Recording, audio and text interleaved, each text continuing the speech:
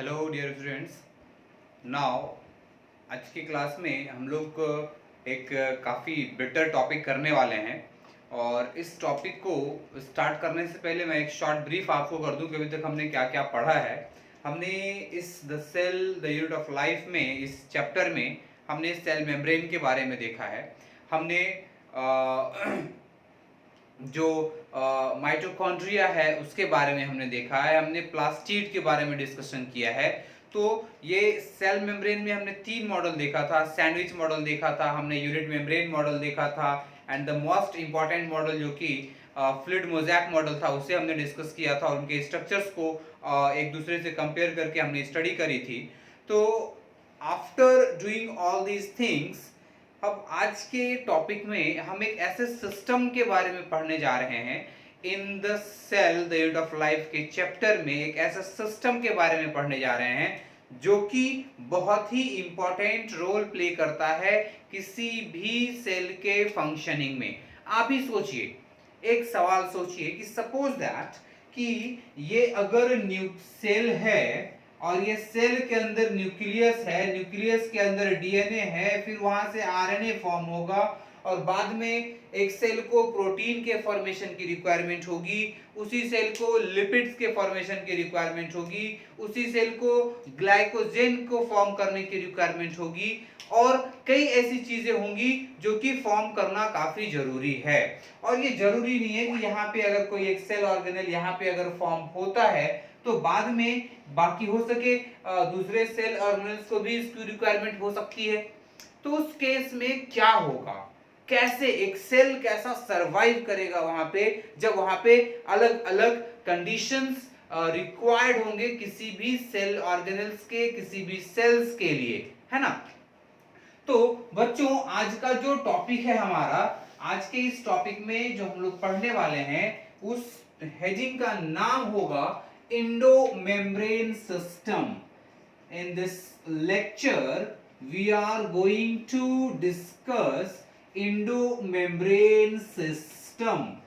अब थोड़ा सा कंफ्यूजन होगा आपको, कुछ चीजें दिमाग में आएंगी, कुछ डाउटफुल क्वेश्चंस आपको काफी डाउट क्रिएट करेंगे कि आखिर क्या होगा। इसमें हम सेल के अंदर पढ़ रहे हैं और सेल में सेल ऑर्गेनेल्स के बारे में हम जानते हैं और अभी हम एक सिस्टम के बारे में पढ़ना चाह रहे हैं। तो जैसा कि ये टर्म बेटा बता रहा है, जैसा ये सिस्टम मतलब कुछ एक सिस्टमेटिक वर्क होने वाला है वहां पे, कुछ तो भी एक सिस्टमेटिक प्रोसेसेस होने वाले हैं और जो भी इसमें इन्वॉल्व होंगे वो कहीं ना कहीं एक दूसरे से मिलजुल कर काम करेंगे, है ना।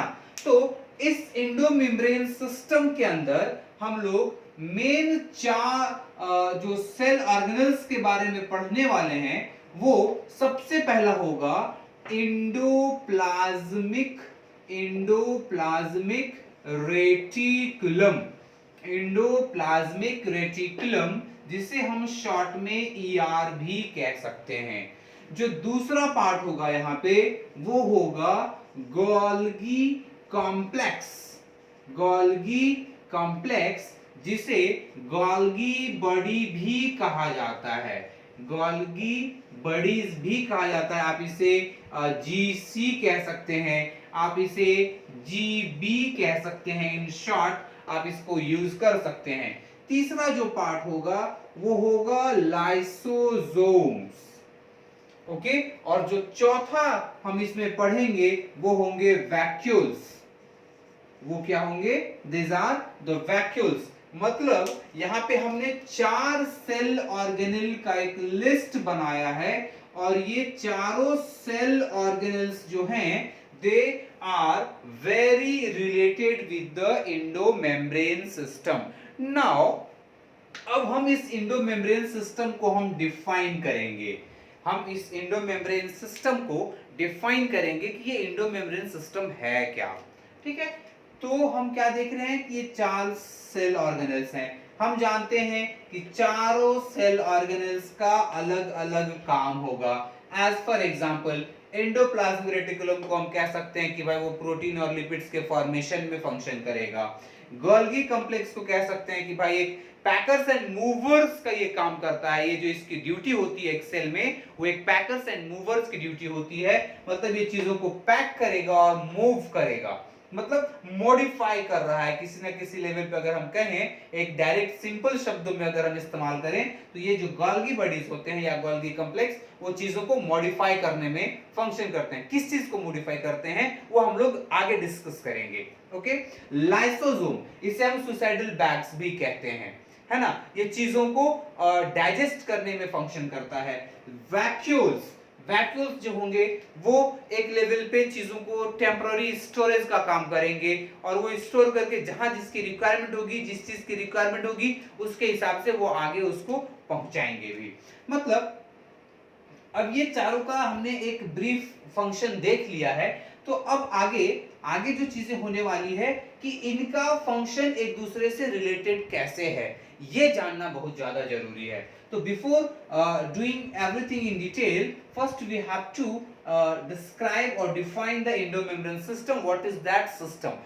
When it is called as endomembrane system. Why it is called as endomembrane system? Because if some cell organelles or some cell organelles functions in a coordinated way, if some cell organelles functions in a coordinated way, in that case they are going as a system, they are doing as a system, they are performing as a system, so they are considered under the endomembrane system. Okay, means हमने कहा कि if some cell organelles, if some cell organelles functions in a coordinated way, they are considered as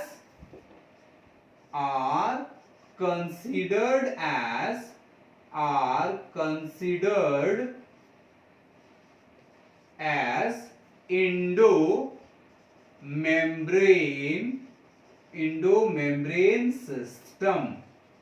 हम उसे कहेंगे कि वो endomembrane system के part हैं और वो एंडोमेम्ब्रेन सिस्टम कहलाएंगे। क्यों कहलाएंगे? क्योंकि they are performing themselves in a system, in a coordination with each other। अगर मैं कहूं, एक छोटा सा एग्जांपल हम लोग लेते हैं, जैसे मान लीजिए हम एक फैमिली का एग्जांपल लेते हैं, एक परिवार जिसमें हम रहते हैं, जिसमें कई तरह के लोग होते हैं, कुछ अंकल आंटी, दादा दादी, मम्मी पापा, भैया दीदी, है ना। तो वहां पे जो घर का जो एक मेन पिताजी होते हैं, जो गार्जियन होते हैं, वो क्या करते हैं, वो चीजों को जो भी घर की रिक्वायरमेंट होती है वो ला करके सब चीज को अवेलेबल कराते हैं, है ना। और अगर राशन आया तो वो उन्होंने अवेलेबल कराया। जैसा समझिएगा, मैं इसको लिख के देता हूं। हम सबसे पहले हम पापा की बात कर रहे हैं, ठीक है। पापा ने क्या किया? राशन लाया। पापा ने क्या किया? राशन लाया। उसके बाद इस राशन को यूज करती है मम्मी, इसको यूज करती है मम्मी, मतलब मम्मी यहाँ पे फूड प्रिपेयर कर रही है। मम्मी यहाँ पे क्या की? फूड प्रिपेयर किया। और उसके बाद इसे जितने भी लोग हैं वो उसे खाते हैं, मतलब मेंबर्स ऑफ फैमिली ये क्या करते हैं भाई? दे simply feeds upon the food prepared by the mummy. मतलब क्या देख रहे हैं यहाँ पे? पापा ने तो कुछ किया नहीं, पापा ने तो कुछ भी किया नहीं है, बस उन्होंने सिर्फ एक काम किया है कि वो राशन लाए। राशन लाए तो मम्मी ने इस राशन को, चावल था वो हार्ड था, गेहूं था वो, या आटा लाए तो वो पाउडर के फॉर्म में था। सब जो भी चीजें उन्होंने लाया वो सब अलग अलग वैरायटी से लाया। तो इस राशन को मम्मी ने मॉडिफाई कर दिया एज अ फूड, प्रॉपर एक टेस्टी, एक लजीज खाना बना दिया मम्मी ने। और जब मम्मी ने एक लजीज खाना बना दिया तो आता है ना ऐड में, जी ललचाए रहा ना जाए, वहां तो एल्पेनलीबे की बात होती है, लेकिन यहाँ पे ये खाने की बात करेंगे हम, ठीक है। तो ये जो मेंबर्स ऑफ फैमिली हैं, जो भी वहां पे रह रहे हैं, वो उसके ऊपर टूट पड़ते हैं। मतलब क्या हुआ, ये हर हर कोई एक फंक्शन कर रहा है, कोई राशन ला रहा है, कोई खाना बना रहा है, कोई खा रहा है, तो खाना भी एक काम है, खाना भी एक तरह से एक काम है। तो हर किसी का जो फंक्शन आप देख रहे हैं एक कोऑर्डिनेटेड फंक्शन है, हर किसी का जो फंक्शन है वो एक तरह से कोऑर्डिनेटेड फंक्शन है। वैसे ही अगर हम इस एंडोप्लाज्मिक रेटिकुलम की बात कर लें तो ये दो तरह के होते हैं, they are of two categories, endoplasmic reticulum, rough endoplasmic reticulum and smooth endoplasmic reticulum, rough endoplasmic reticulum and smooth endoplasmic reticulum. तो रफ का काम कुछ और है, जैसे हम मान लेते हैं कि यहाँ पे मैं आपको थोड़ा सा बता देता हूं कि ये जो है ये प्रोटीन फॉर्मेशन कर रहा है, ये क्या कर रहा है, ये प्रोटीन फॉर्मेशन कर रहा है, और इसका मान लेते हैं कि भाई ये लिपिड फॉर्म कर रहा है,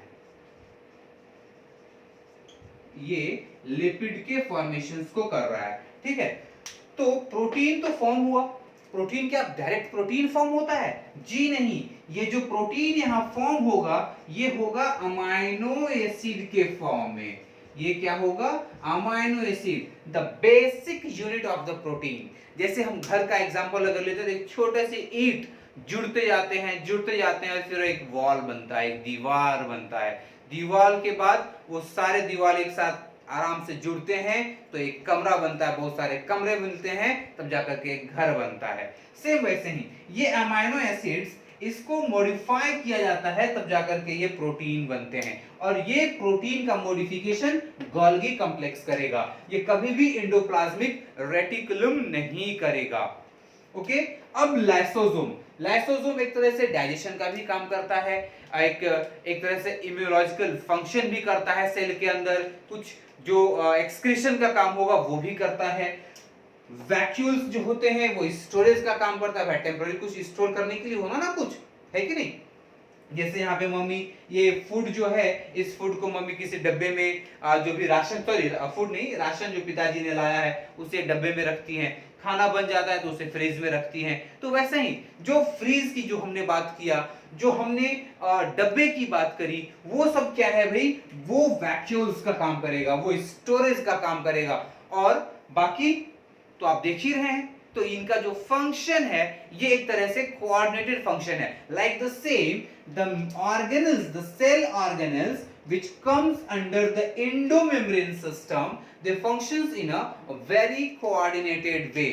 वो एक सीक्वेंस में, एक सिस्टम में जुड़ करके काम करेंगे ताकि कोई एक पर्टिकुलर फंक्शन प्रॉपरली कंट्रोल हो सके, प्रॉपरली फिनिश किया जा सके, प्रॉपरली उसको एग्जीक्यूट किया जा सके, ठीक है। तो अब आगे हम इसको एंडोप्लाज्मिक रेटिकुलम से स्टार्ट करेंगे कि भाई एंडोप्लाज्मिक का स्ट्रक्चर कैसा, बाकी हर एक अलग अलग लेक्चर में हम इनको डील करने की कोशिश करेंगे। तो आज के लेक्चर में हमारा जो मेन फोकस होगा वो होगा एंडोप्लाज्मिक रेटिकुलम, कि ये एंडोप्लाज्मिक रेटिकुलम है क्या, इसका फंक्शन क्या है, और बाद में गोल्गी कॉम्प्लेक्स क्या करने वाला है। तो अगले लेक्चर में हम लोग गोल्गी कॉम्प्लेक्स के बारे में देखेंगे। इस लेक्चर में हम सिर्फ एंडोमेम्ब्रेन सिस्टम के अंदर एंडोप्लाज्मिक रेटिकुलम को कवर करने की कोशिश करेंगे ताकि ये प्रॉपरली फिनिश में आपको अच्छे से समझा सकूं।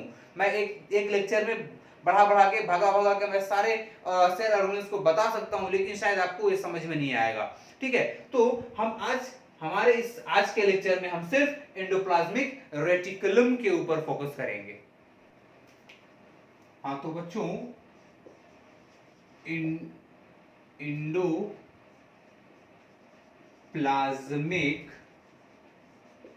Reticulum, endoplasmic reticulum. अब ये एंडोप्लाज्मिक रेटिकुलम, जैसा कि हम छोटा सा एक हिस्ट्री हर सेल ऑर्गेनल्स के बारे में हम पढ़ते आए हैं, गोल्गी बॉडीज के बारे में भी पढ़ेंगे, पहले माइटोकॉन्ड्रिया में भी पढ़े हैं, प्लास्टिड्स के बारे में भी पढ़े हैं, सेल मेम्ब्रेन के बारे में भी पढ़े हैं, सेल के बारे में पढ़े हैं। तो ये जो एंडोप्लाज्मिक रेटिकुलम है, it was firstly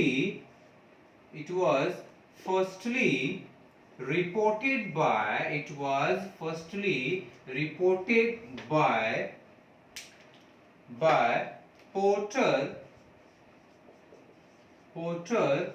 and Thomson. Porter and Thomson. These two scientists are having credit for that endoplasmic reticulum. They are given credit for the endoplasmic reticulum. And the term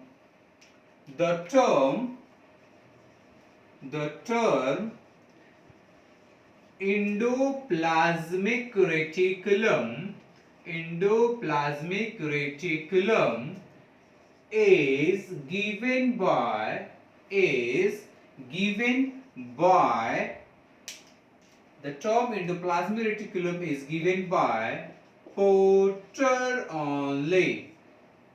describe किसने किया? Describe किया porter and Thomson ने। सबसे पहले report किया इसके बारे में। और ये जो टर्म है एंडोप्लाज्मिक रेटिकुलम, जिसे in short we can say it as ER, is what given by the Porter. Now suppose that एक चीज थोड़ा सा जानना जरूरी है कि ये कैसा प्रेजेंट होगा। जैसे मान लीजिए कि ये एक सेल है, ओके ये सेल है, तो यहाँ पे ये न्यूक्लियस है, और हम जानते हैं कि ये जो न्यूक्लियस होता है ये डबल मेम्ब्रेनस होता है, ठीक है, ये डबल मेम्ब्रेनस होता है। तो इसके साथ ही कहीं ना कहीं अटैच हो जाता है, ये इसके साथ ही ये अटैच हो जाता है एक तरह से, मान लीजिए तो ये एंडोप्लाज्मिक रेटिकुलम है, ओके। इनके पास एंडोप्लाज्मिक रेटिकुलम के पास तीन स्ट्रक्चर हम पढ़ेंगे, जिसमें हम एक पढ़ेंगे, it is composed of endoplasmic reticulum is equal to cisternae plus tubules plus vesicles. Cisternae, tubules plus vesicles, ये तीन structure, the endoplasmic reticulum is composed of cisternae, tubules and vesicles. तो सिस्टर्नी क्या है, ट्यूब्यूल्स क्या है, ये मैं आपको बताऊंगा, बस पहले आप अभी ये समझ लीजिए, ठीक है। अब यहां से मान लीजिए कि गोल्गी कॉम्प्लेक्स है, इनके साथ गोल्गी कॉम्प्लेक्स है। यहाँ पे ये मान लीजिए कि ये जो है ये है गोल्गी बॉडीज या गोल्गी कॉम्प्लेक्स, ठीक है। और इसके बाद इधर मान लीजिए लाइसोसोम्स हैं, ये वैक्यूल्स हैं, फूड वैक्यूल्स हैं, मेन ये दोनों होता है। तो यहाँ पे आप देख रहे हैं कि ये जो न्यूक्लियस है, this is what the nucleus of the cell, and these white spots, जिसे मैं ब्लू से इंडिकेट करूंगा, the dotted line is what the cytoplasm. तो ये क्या हुआ, these are the cytoplasm of cell, cytoplasm of cell, right?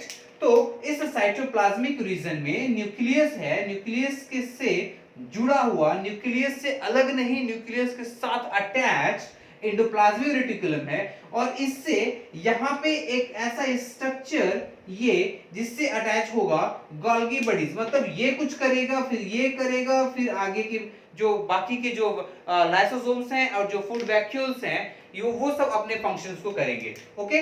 So endoplasmic reticulum में तीन हमने बताया, cisternae, tubules and vesicles. And जो भी मैं पॉइंट लिखने जा रहा हूं, that is very important and technical points. The endoplasmic reticulum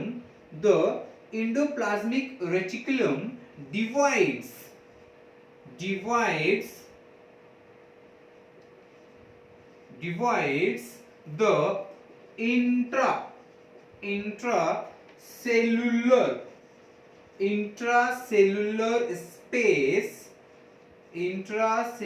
space into two parts, and these are, the one is called as luminal space, and the another one is called as luminal space. हमने क्या discuss किया कि जो endoplasmic reticulum है वो जो है एक इंट्रासेलुलर स्पेस, इंट्रा मतलब inside, here is the term intra and that sense is about inside. So inside the cell जो बात कर रहे हैं हम, इस स्पेस को दो रीजन में डिवाइड कर देगा। पहला रीजन क्या होगा, उसे हम कहेंगे luminal space, and that it is the space between, या स्पेस इनसाइड एंडोप्लाज्मिक रेटिकुलम। वैसा स्पेस जो एंडोप्लाज्मिक रेटिकुलम के अंदर है उसे हम कहेंगे luminal space. So these all spaces which are present inside the endoplasmic reticulum is called as luminal space, and the space outside the endoplasmic reticulum, endoplasmic reticulum के बाहर का जितना भी हिस्सा होगा उसे हम कह सकते हैं that can be called as extra luminal space। तो यहाँ पे कंफ्यूज होने की जरूरत नहीं है कि भाई ये तो साइटोप्लाज्म है। साइटोप्लाज्म है, लेकिन जो साइटोप्लाज्मिक स्पेस है, एक सेल के अंदर जो स्पेस है जहां पे साइटोप्लाज्म पूरा भरा हुआ है, तो ये एंडोप्लाज्मिक रेटिकुलम क्या करता है, ये ऐसा नहीं है कि न्यूक्लियस से सट करके यहां तक अटक गया और इसके आगे नहीं होगा, फिर it may extend up to the plasma membrane. The endoplasmic reticulum, the presence of endoplasmic reticulum may present up to the plasma membrane, the periphery of the cell, the boundary of the cell तक ये present हो सकता है। ठीक है, तो endoplasmic reticulum यहां तक भी हो सकता है। इसकी वजह से ये इसके अंदर का एक स्पेस हो जाता है और एक बाहर का स्पेस हो जाता है। अब कंसीडर कर लीजिए कि ये गोल्गी बॉडीज नहीं है, ये गोल्गी बॉडीज नहीं है, ये भी एंडोप्लाज्मिक रेटिकुलम का ही पार्ट है। तो ये यहां तक आ गया है ना, ये स्पेस बड़ा हो गया, ये स्पेस क्या हुआ, बड़ा हो गया। तो इसके अंदर का जो पूरा स्पेस है, ये जो पूरा स्पेस जो हम यहाँ पे मैं आपको टिक कर रहा हूं, अंदर थोड़ा सा नोटिफाई कर रहा हूं, ये पूरा स्पेस कहलाएगा luminal space. So the space inside the endoplasmic reticulum is called as luminal space, and the space outside the endoplasmic reticulum, space outside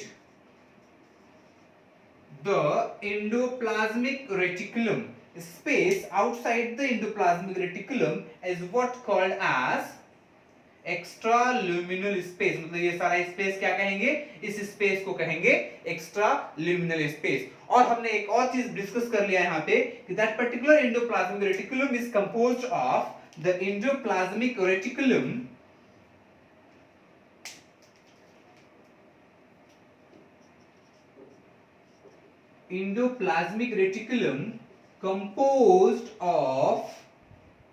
composed of three structures, and these three structures are, the one is called as cisternae, the second one is called as tubules, and the third one is called as vesicles. So endoplasmic reticulum composed of three structure, which is called as, the one is cisternae, the tubules and the vesicles. So now in the same video we are going to discuss the different structures of endoplasmic reticulum as well as their function as well.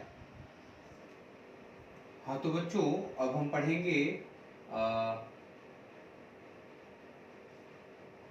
endoplasmic reticulum consists of three structure, जो अभी तक हम लोग discuss कर चुके हैं इनके names.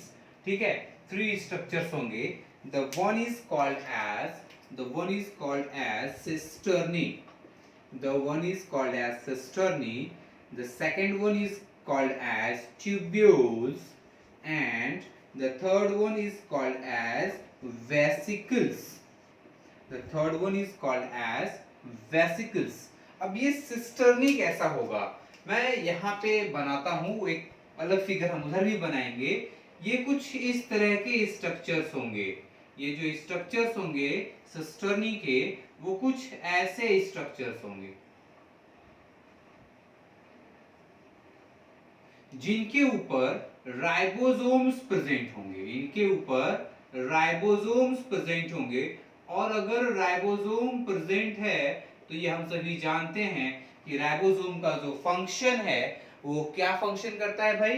Ribosome generally functions इन protein formation. तो सिस्टर्नी क्या है? This particular cisternae is flat, the one is called as the one structure जो हम कह सकते हैं कि ये फ्लैट हो सकता है। उसके बाद ये पैरेलल होगा, flat flat sac like structure, sac like structure, it is flat sac like structure। उसके बाद क्या है? ये एक दूसरे के पैरेलली अरेंज्ड है, पैरेलली अरेंज्ड, पैरेलली अरेंज्ड, ये पैरेलली अरेंज होगा। उसके बाद हम क्या देख रहे हैं भाई? यहां पे ये जो आप देख रहे हो dotted structure, this is what? Ribosome. ये क्या है? राइबोसोम है। मतलब presence of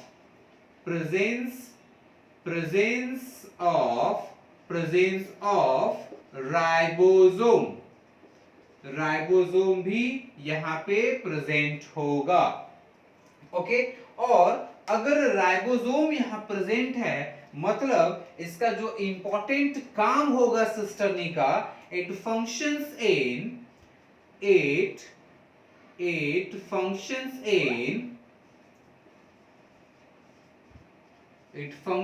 in protein formation, protein formation में ये हेल्प करेगा। As the term indicates, tubules means what?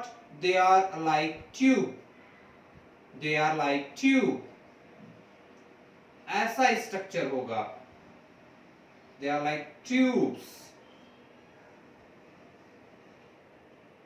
Okay, they are like tube, tube बनाइए, है ना।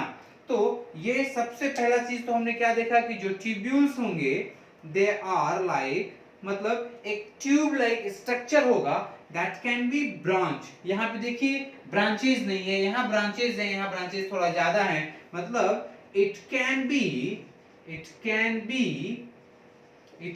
बी ब्रांच्ड और unbranched.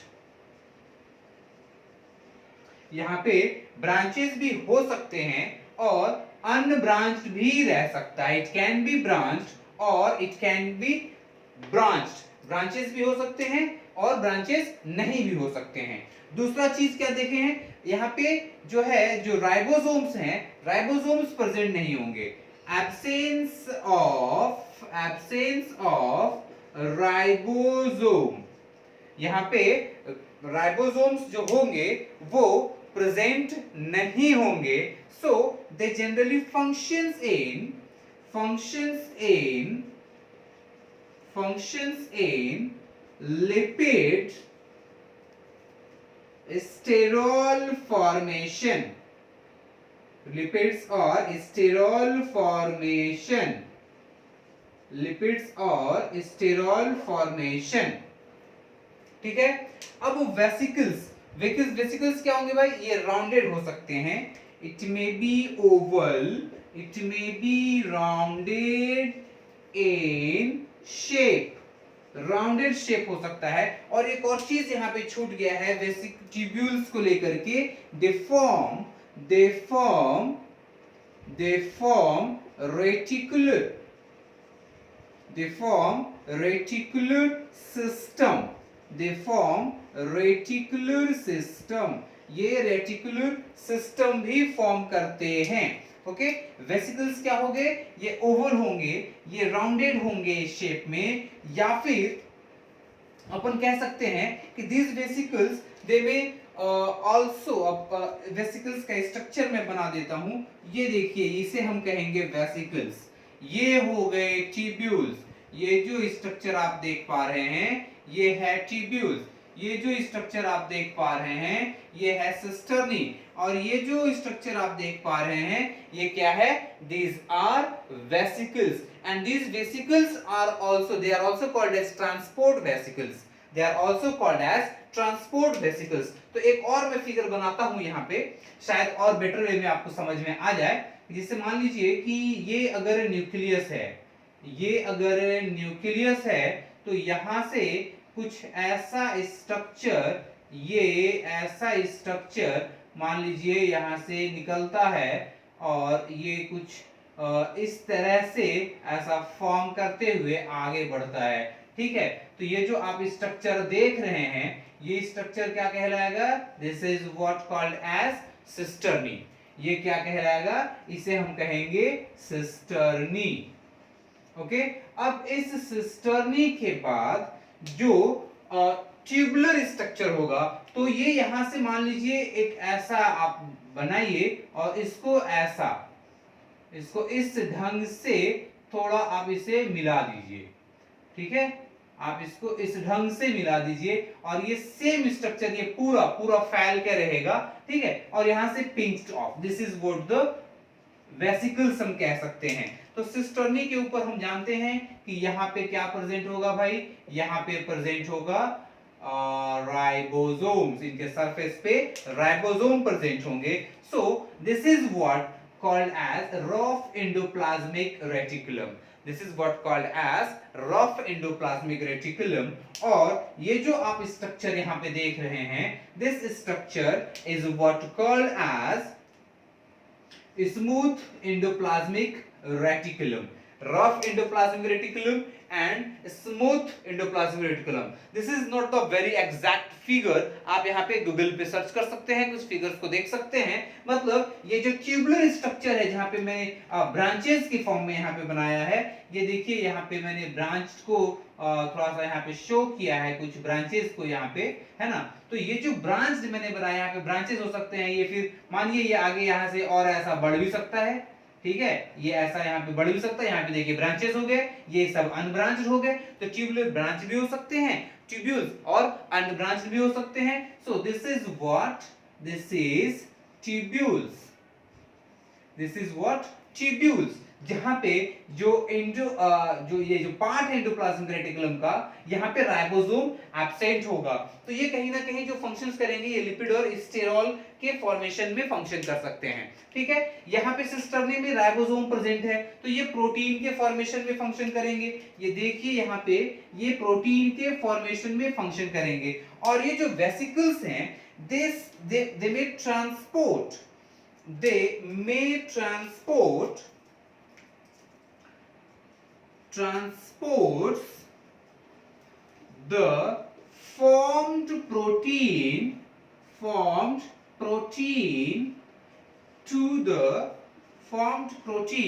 to the Golgi bodies for further processing, और further processing क्या है? जो उनकी पैकेजिंग होगी, जो उनका मॉडिफिकेशन होगा प्रोटीन का, वो सब कहां होगा भाई? तो वो इनके पास होगा। अब ये सिस्टर्नी कहां प्रेजेंट होगा? ये जो सिस्टर्नी होगा, it may present in pancreas, in pancreas. वैसे सेल्स, वैसे स्ट्रक्चर जो कि प्रोटीन के फॉर्मेशन के लिए रेस्पॉन्सिबल होंगे। The vesicles are present in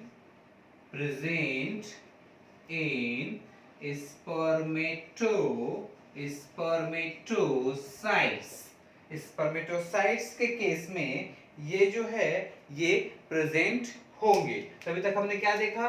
cisternae में it is present in cells of pancreas भी लिख सकते हैं यहाँ पे, cells of pancreas. And brain भी कह सकते हैं कि ब्रेन के केस में भी ये प्रेजेंट होगा। उसके बाद ये जो ट्यूब्यूल्स होंगे, these tubules are generally functions in the lipids sterol formation, जो फैट्स प्रोड्यूसिंग सेल्स होंगे वहां प्रेजेंट होंगे, वेसिकल्स स्पर्मेटोसाइट्स के केस में प्रेजेंट होंगे। नाउ यहाँ पे जो रफ एंडोप्लाज्मिक रेटिकुलम, जो हमने rough and smooth endoplasmic reticulum की हमने यहाँ पे बात करी है, तो ये जो स्मूथ एंडोप्लाज्मिक रेटिकुलम है that is also called as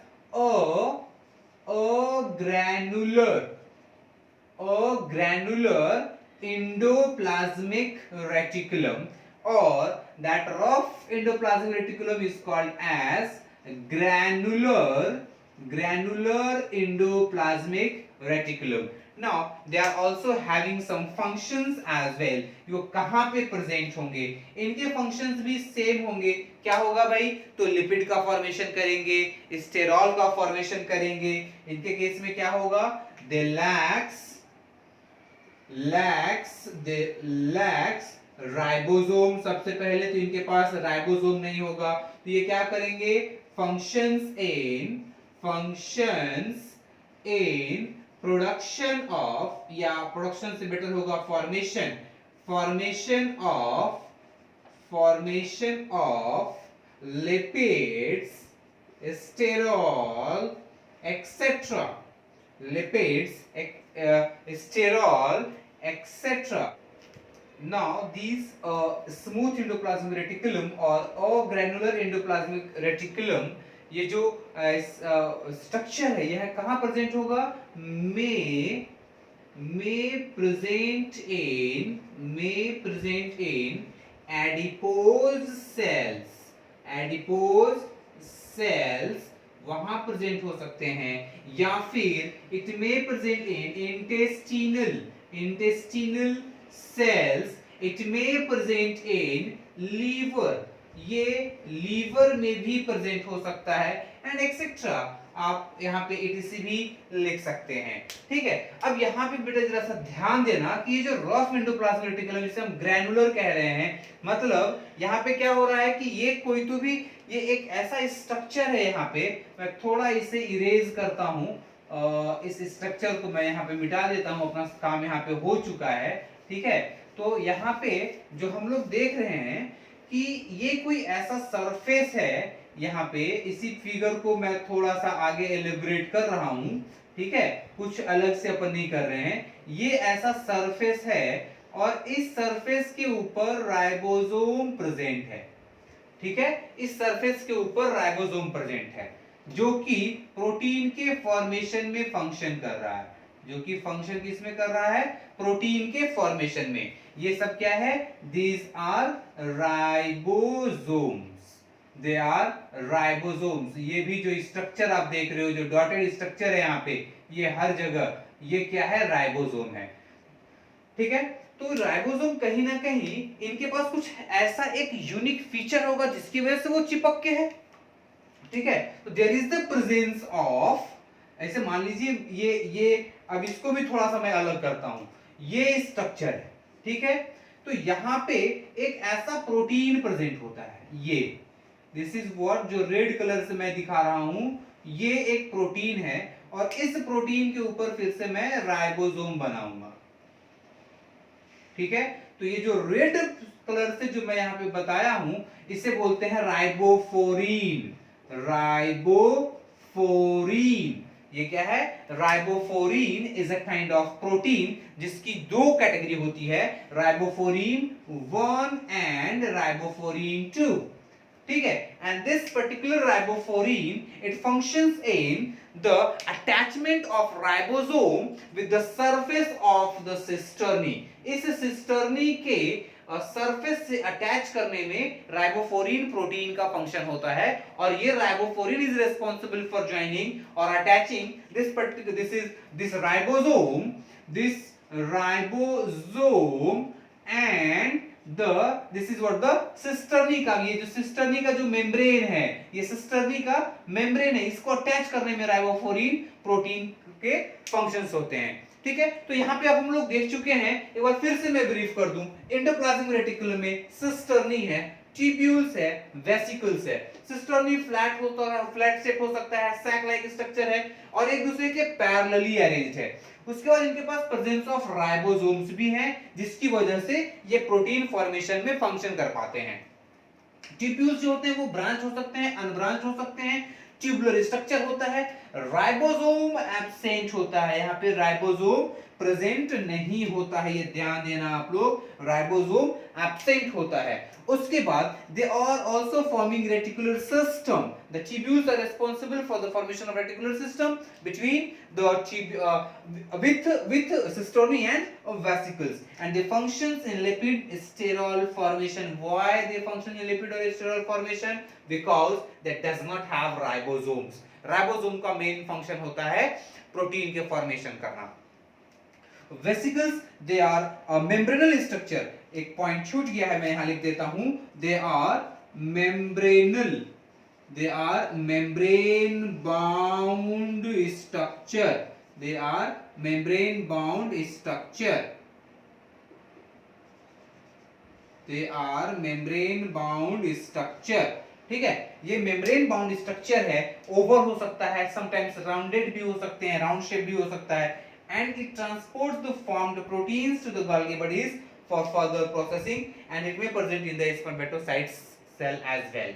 यहाँ पे सिस्टर्नी जो है it may present in the cells of pancreas and brain as well.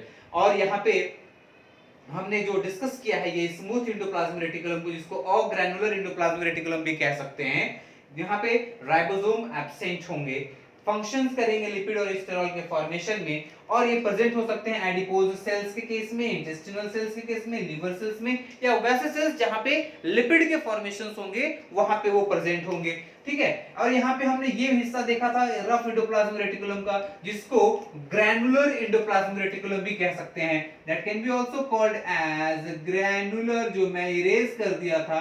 Now we are having space, तो मैं फिर से लिख देता हूं।